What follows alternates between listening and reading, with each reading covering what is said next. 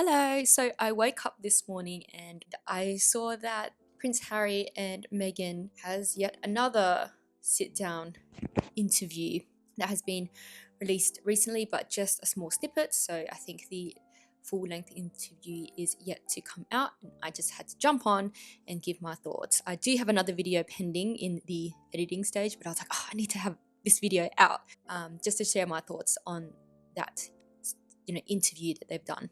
So what stood out to me most was not the whole I want to protect my kids from the online space. For me, when they talk about, social media and whatnot, it just honestly sounds like they are wanting to censor people's comments about them, people who criticize them, people who try to speak the truth. And it's come up so many times now in the past forums that they've attended or other interviews that they've done.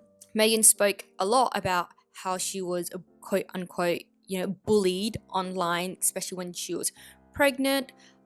And multiple other times she's spoken about this. I think there's like 3-4 interviews or speeches that she's done so far around online bullying and how she wants to be able to push or potentially get into the space of having policy to safeguard children and the space that they're in, aka censoring. It's pretty obvious. And I hate the fact that she keeps using her children or other people's children to say, it's an unsafe place for children to be on, therefore we must do something about it, therefore we must censor certain comments. No, you just want to censor comments that discuss and expose you and Harry for who you really are. And I love how she says, I haven't been online for a few years. That's probably a lie, because I'm pretty sure you're probably on there like all the time, reading the comments about yourself, watching the videos about yourself. They can't stand criticism the slightest. They have the thinnest skin. The royal family didn't help them, and whatever it is, Meghan starts crying. The British people are racist. Meghan starts crying. The tabloids are writing mean things about them. Meghan starts crying again.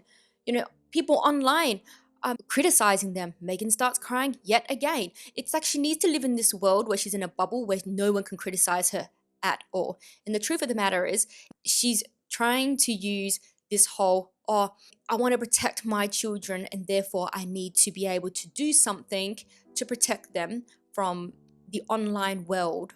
But you can be a great parent and protect them by having safeguards such as monitoring them, being aware of what content they're consuming, be able to implement those strategies in your parenting style. And if you can't do that, then, well, it's not the world's fault that you're a bad parent. Stop trying to censor other people just because you can't be a good parent and can't monitor what your kid watches.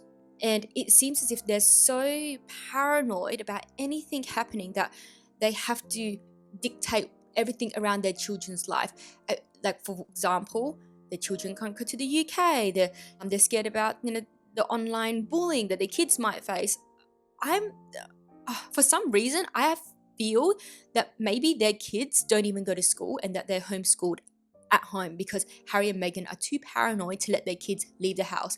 And that's why we never see their kids out ever. It's just a thought. But yeah, that's just what I think about Meghan and Harry's speech. And it's going to be interesting to see what they're going to try to do to censor people.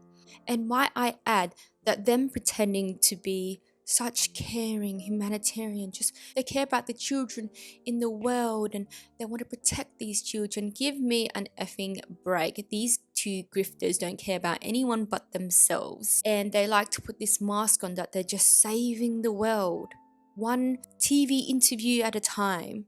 They're trying to save their image, but at this point it's way too late. Their credibility has been shot to pieces. And that's the one thing that once you lose, it's really hard to get back. At this stage, they're better off just disappearing and coming back after a few years, maybe after they've left people's minds, and maybe hopefully by then reinvent themselves. But instead, all they do is trying to shove interviews down people's throat to say, look at me, feel sorry for me. People are just getting sick and tired of it. So they just need to go off and just live the privacy life. But they can't do that because they know that if they do that, they will run out of money. So what they have to do is continually keep being in the forefront of people's minds so they can, land interviews, land anything that generates them any sort of money. So in a way, it's like they want to have their cake and eat it too. Yeah, that's pretty much all my thoughts. Let me know your opinions. That's it.